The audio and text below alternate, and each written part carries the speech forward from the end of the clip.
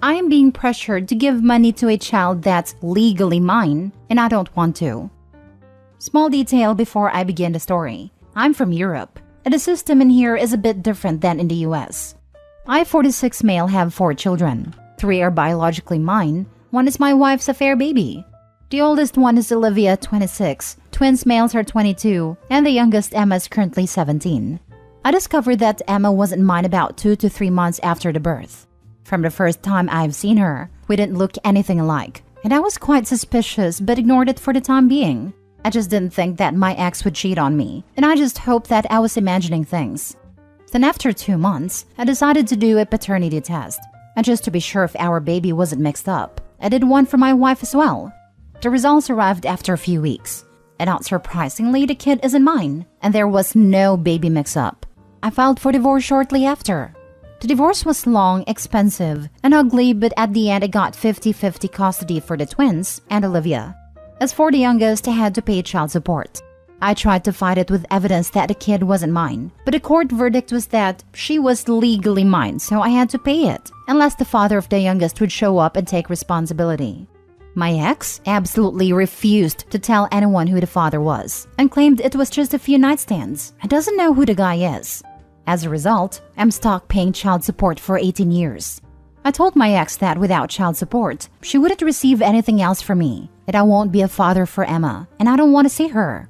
After the divorce was finalized, I moved to a different city. I just wanted a fresh start, and it was difficult, but everything worked out except for dating. I tried learning to trust again, but it was extremely difficult. And at the end, after many failed relationships, I ended up single. The main issue was I couldn't trust anyone except my kids and family, and that mainly destroyed every single relationship I had. I tried therapy, but that led basically nowhere. After a few years, when Olivia was 14, she got in a huge fight with my ex and decided to live with me. The fight with her mother happened because she wanted to take Olivia's money that she was saving.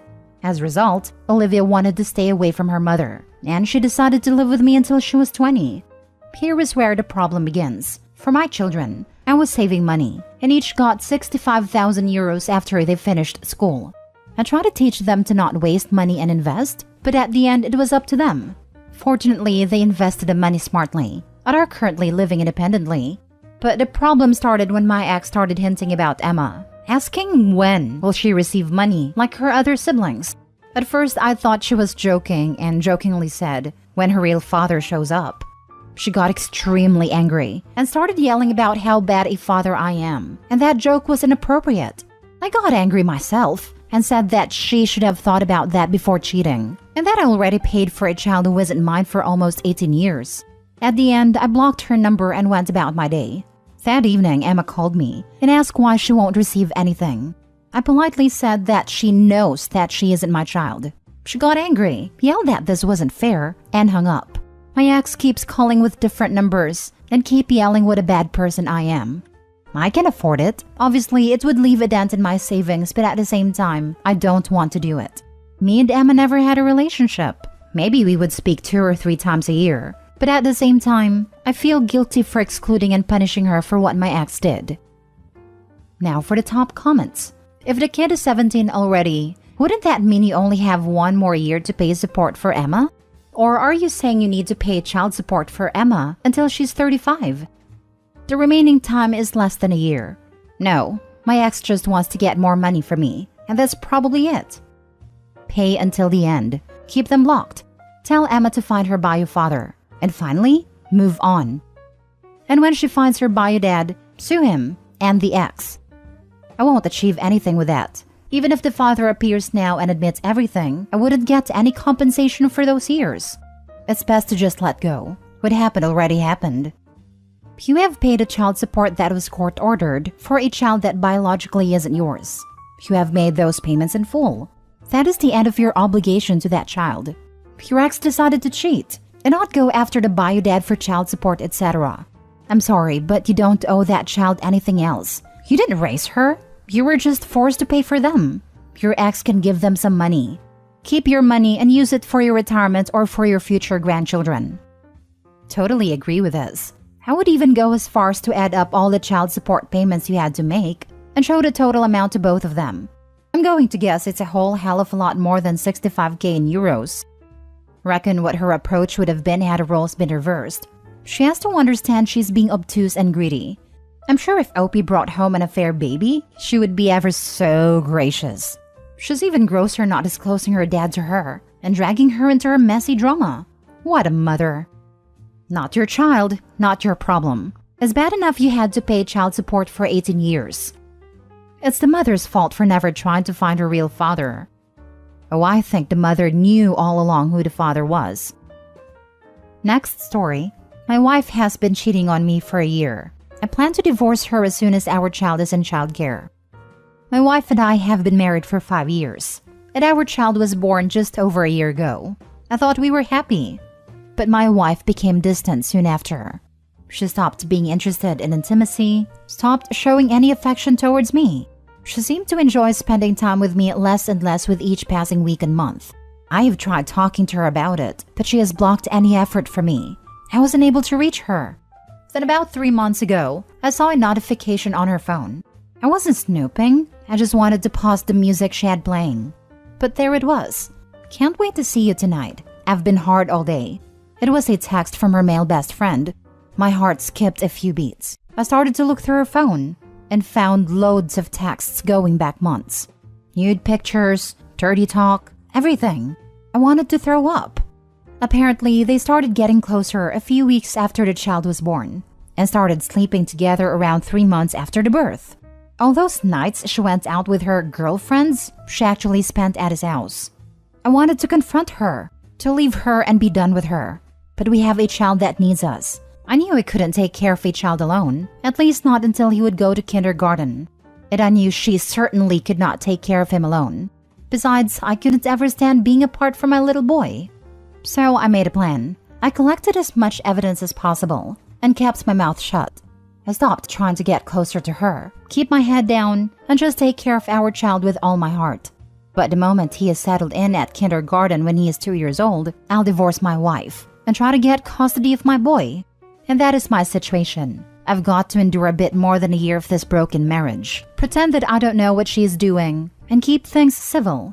There is no one in my life I can talk to about this. I cry myself to sleep when she is out with the girls, knowing what she's actually doing. I gotta stay strong for my boy. I love you, little one. Edit, since everyone in the comments is telling me to get a paternity test, thank you for your advice. I already did. He is my child. Talk to an attorney and make your exit plan. Right here. Waiting a year is too long. Kindergarten isn't the only childcare option out there for toddlers. I'm guessing your wife isn't just carrying on an affair, but making her own exit plan. As crappy as it sounds, like you are trying to win the divorce, you want to do everything you can to have a leg up in all court proceedings moving forward, and talking to an attorney immediately will best position you. If she initiates first, she could claim that the two of you had discussed ending the relationship already before she started seeing her friend. Would still qualify as adultery, but put her in a much better light in court, especially if she can prove you were aware of the affair and didn't do anything. Yeah, she definitely is making an exit plan if it's been going on this long. She's probably waiting 6 more months and then giving divorce papers to OP. She's not waiting till this kid is in kindergarten. What will you do if she and her affair partner decide they want to get together before this year timeline is up? She might go for emergency full custody, and then you miserably waited for nothing. Also, be mindful of her friends trying to either support you, as some of them definitely knew what she was doing, or gaslight you that her friendship with the guy was platonic. You will get a lot of lies, and a range of emotions from her once you confront her. Be prepared. There is no way all the evidence I have can be discarded. I know what she is doing, and she is not being very clever about it. Most of our friends are actually her friends. I am not a very outgoing guy, and had not a lot of friends before meeting her, so I'm fully prepared to be on my own once things come out. If there was no child, I just cut contact with her, but for our son, I'll try to be as civil as possible while setting firm limits. Our child needs his mom. Edit 2. Thank you all so much for your feedback and suggestions. To clarify a few things, as I already said yesterday, I had a paternity test done to make sure the kid is mine. He is, but it would not have changed anything for me anyway, at least not how I feel about him. I am talking to an attorney. I have been working with them for a while, gathering evidence and building a case. I am prepared in case my wife decides to act before I plan to do. Thirdly, sole custody is not my goal nor my preference. Optimally, I will go for some form of custody agreement, with me being the primary caregiver. I don't want to take his mom from my little boy, but I am prepared for the worst. Many of you disagree with my opinion to keep my wife's infidelity quiet. Let me clarify. In any legal proceedings, I will not hesitate to use what evidence I have gathered. But I will not go around advertising my wife's actions to our friends and family, or worse, to our boy. I will make damn sure his relationship with his mom stays as untainted as possible. I am aware that she might use some dirty tactics and may not be as respectful as I plan to be, which is why I am prepared for any eventuality with my lawyer. Sorry about the confusion regarding kindergarten, daycare, and childcare. I have used those terms interchangeably. In my country, children can be externally cared for from as young as a few months old, but that is rare. Most commonly, children are put in external care at 2 to 5 years old, depending on the situation. In our case, childcare under the age of 2 is not available, and our financial situation is a bit more complicated than I care to elaborate. Suffice it to say, I have done my research and have determined that external childcare is not feasible or affordable until he is 2, and me staying home to care for him full-time is also not feasible. So, to be sure I can take care of him all by myself, in case the separation goes less than smooth, I am waiting until he is regularly going to external childcare.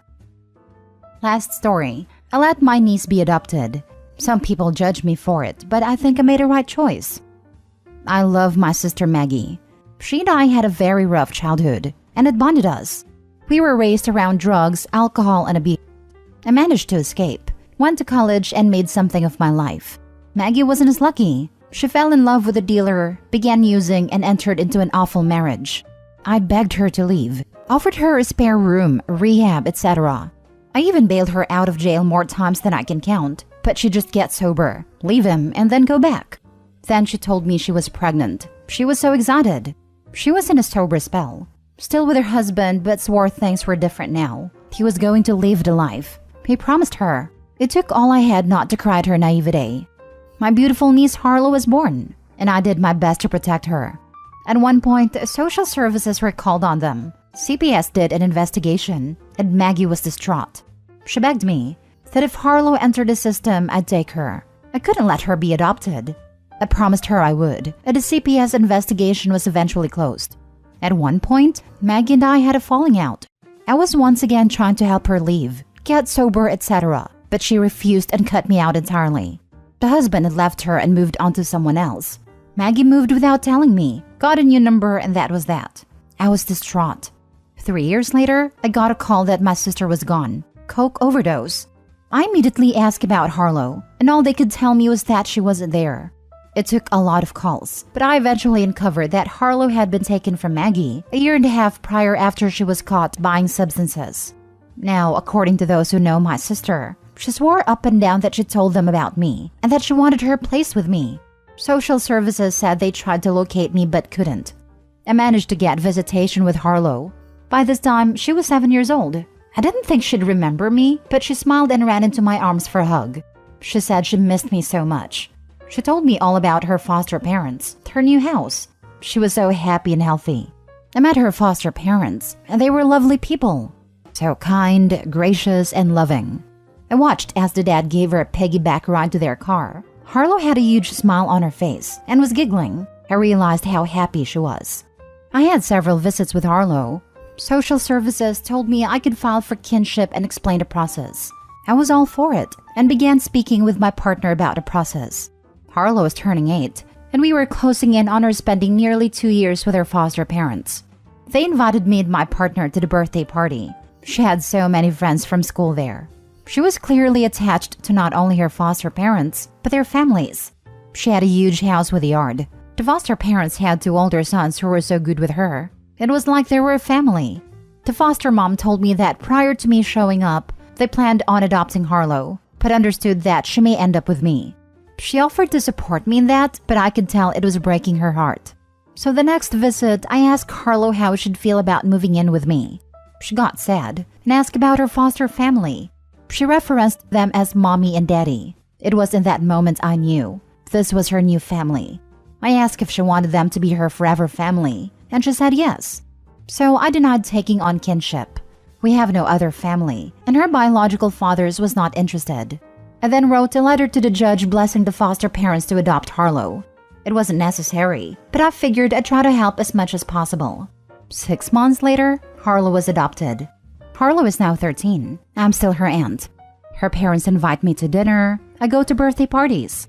They came over to our house on Christmas Eve, and we exchanged presents. Harlow is in therapy for her early years, but is happy now and thriving. Her parents are so loving and caring. Some people in my sister's life have judged me. Maggie wanted her with me after all. My partner's brother was adopted, and he didn't agree with my choice. He feels children should stay with biological families. He has a lot of trauma from his adoption, and he knows Harlow will too. He says one day she may hate me for this. And yet, I'm okay with that. Tearing her from that family would have been so selfish. She's happy and thriving in that home. I feel like she does stay with her biological family by you being in her life. You don't live together, but the fact that you are there for her must make her feel not really abandoned. I think it sounds great. She has so many adults who love her. I wish I had someone outside my family growing up who cared as much as you do. Right? OP is her aunt, and stays her aunt. Nothing is changing that. She still has her relationship with her. Me and my sister had a conversation about what happens to my niece if God forbid both her and her husband died. She said she wanted her daughter to go to her friends and how I felt about it. I said it was the best option, and I'm not hurt at all. I don't have a lot of money. I live in an apartment with roommates because I can't afford to live alone. I'm a chef and requires long hours, working weekends and holidays. And the most important thing, I don't like kids or ever want them. It would be a hard transition for my niece because she doesn't know them as well as me. But long term, it would be best. They have good jobs in a house. If she came with me, I would have to uproot my whole life and would have to do it all on my own. I wouldn't be around much because of work. This scenario is not good for either of us. I would still be in her life if she went to my sister's friends, but me taking kinship of her would be a bad decision for me. And more importantly, her.